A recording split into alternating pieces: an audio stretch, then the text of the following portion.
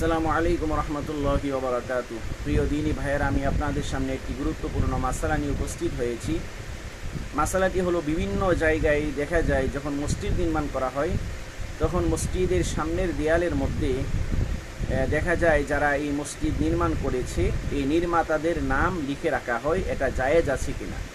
এটার উত্তর হলো যে কোনো মসজিদ নির্মাণ করা এটা একমাত্র আল্লাহ তাআলার সন্তুষ্টির উদ্দেশ্যে হতে হবে।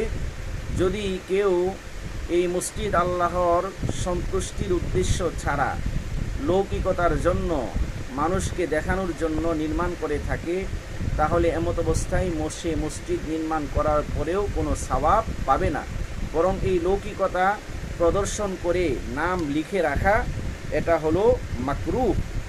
এটার দলিল হলো ফতোয়ায়ে শামী 1 নম্বর খণ্ড 658 পৃষ্ঠা এবং ফতোয়ায়ে আলমগীরিয়া 5 নম্বর খণ্ড 321 পৃষ্ঠা।